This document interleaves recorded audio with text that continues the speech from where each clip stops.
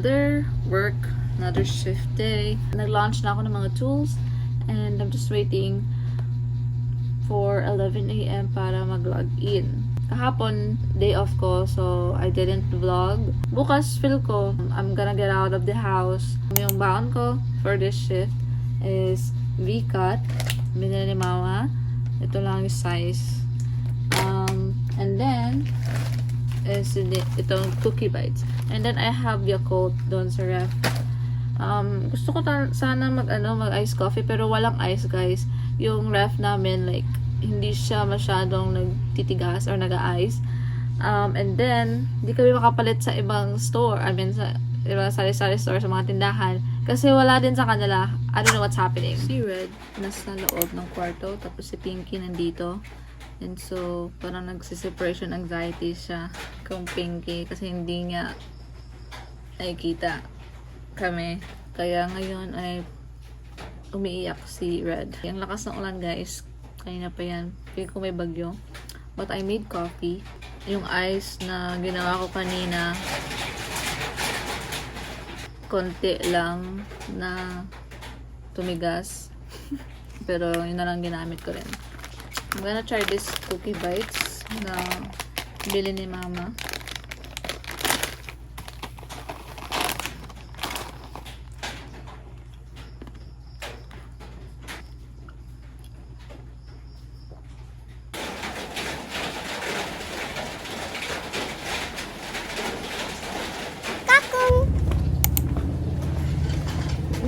Parang gising.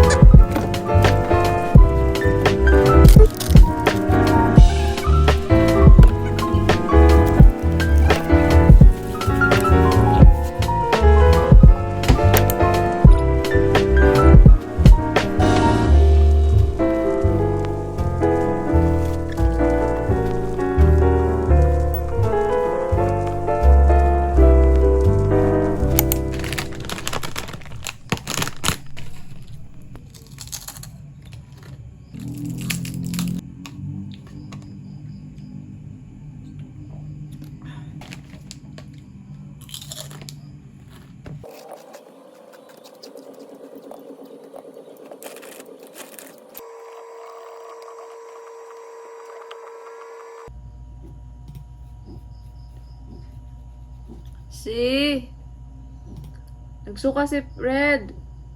Ise.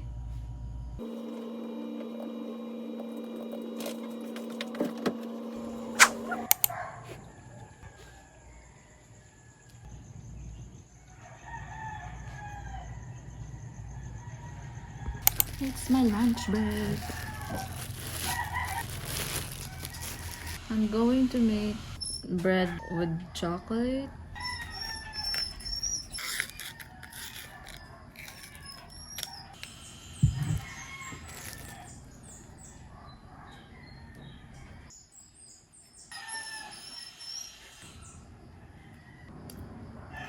I'm also gonna try this blueberry jam. First time ko talaga guys bumili ng jam. Natry ako ng strawberry jam and it's so delicious. Pero galing yun sa sa Baguio. Tapos walang strawberry doon sa grocery. So ito na lang.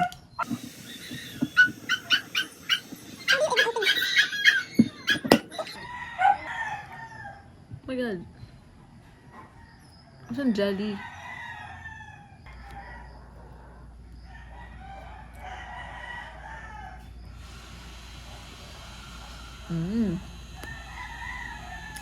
This is good.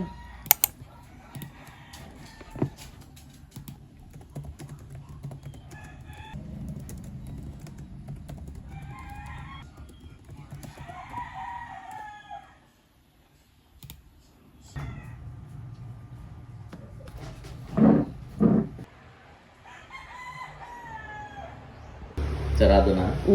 Halos lahat. Ayun. Sara na namin din. Ito man yung walang vaccine, di ba? Mahina ang puso.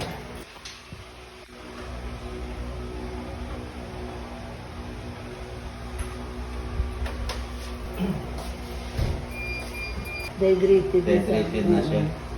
Pag dehydrated, anaon mo, matagal bumalik. Oo. Matagal. Important yung katawan niya. No? Dalawa lang ang indicator na mag-survive siya. Number one, if mag-offer kami ng food pagkainin niya. Pag kauno niya ang food, dako ang chance yun na mag-survive siya. No?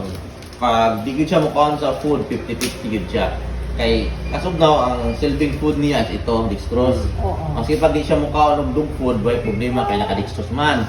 But di man ta pwede nga Forever. lifetime siya mag-dextrose. So, tomorrow agad, pakauna na nako siya og kanang dog food or human food, bisag unsa among ipakaon. Kung mukaon gani siya, basta mukaon lang, kung mukaon na gani siya, maon na itong ipahatag sa iya for the next 3 days. After that, pwede na siya mabalik sa iyang normal na pagkaon. No? So, for now,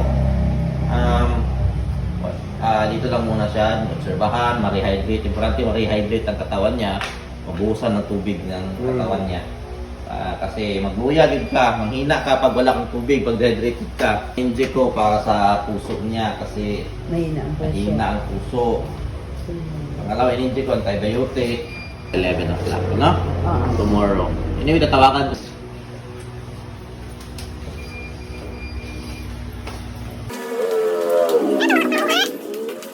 Yan, ikaw na. Yan na. Hi guys, it's 12:14 a.m. Dinala namin si Red sa vet kanina. Tapos na-confine siya doon. Totally dehydrated. Basically, nung hapon at umaga, like before ako natulog, nakakalakad pa si Red. Ayan, di lang siya, ayaw lang niya kumain. Pero may gana siyang uminom. So, palagi siyang umiinom ng tubig na may dextrose powder. So, yun ang ginaan namin. Pero, pagtapos nun, sinusuka niya. Ayun. Tapos, nung nakagising na ako, like, malapit na mag 6 p.m., like 5 something, si Red, nandito sa labas. Si AC din, nandito sa labas. And AC was crying na. Kasi wala siyang magawa, guys. Tapos si mama at papa kararating lang din. And then, doon pa lang ako nakagising kasi malakas yung boses ni mama. And sabi niya na, na parang na-empathize na ba niya na sobrang na talaga si Red. Like, ang hina na niya. Di na siya makakalakad. Like, hindi na, wala na talaga siyang lakas, guys. Nakahiga lang siya. And then, sabi ko, malapit na mag 6, wala nang like vet, pero naglibot pa rin kami. So kung saan pa pwede or like merong like vet na open, pero wala na, like sarado na sila. Tapos ayun, nag-ask na ako for help sa social media, sa Facebook, nag-message na ako sa mga friends ko, kung meron ba silang contact, ganun. And then, nagtawag na kami. Guys, na panahon na to, nanginginig na ako. Tapos, like, hindi ko lang, kahit na ayaw kong umiyak, umiiyak ko talaga ako nun, guys.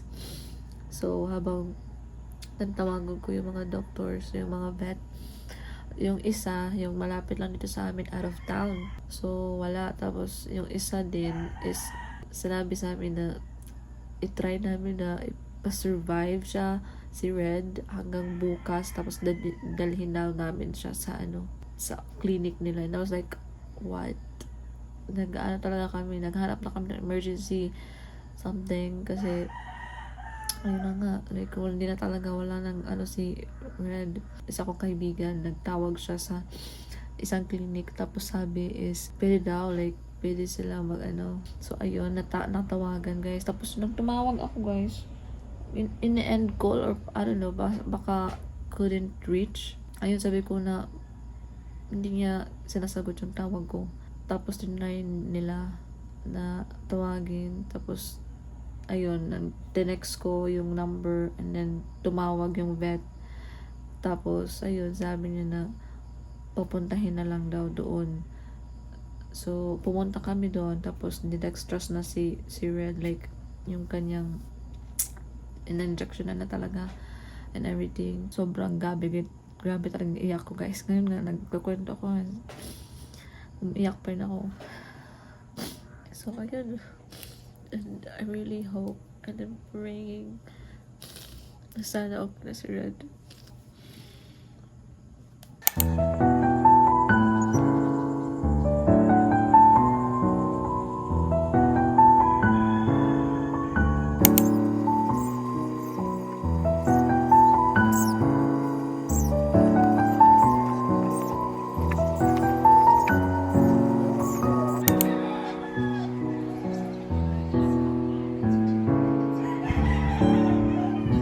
There's a fresh start at campus untouched, waiting for Diri sa buhat siya.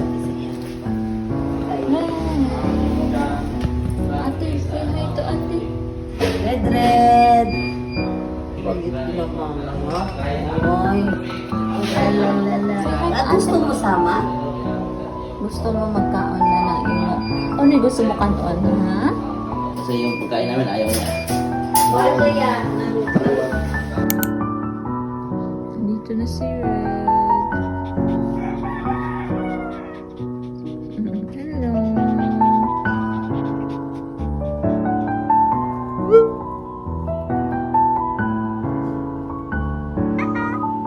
Ano ko pala? Hello. It's the next day. It's already 1:40 a.m. and it's my break. Gutom na ako, guys. I'm gonna see kung anong meron dito. Gusto ko yung Monday Mamon.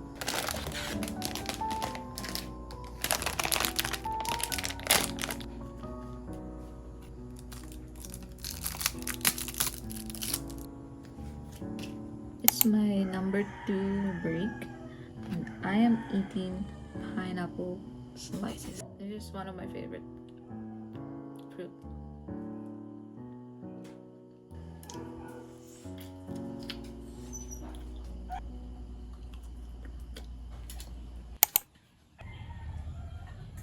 So, pagtapos ni Red kumain, ay papainom na namin siya ng kanyang mga gamot. Yung mag-iingay, guys, si Red yon.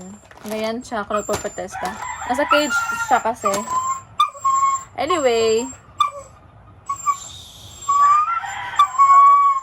Hindi siya magpatigil. It's my lunch break, and ang kakainin ko ngayon ay cheesy, pizzeria, and then Coke.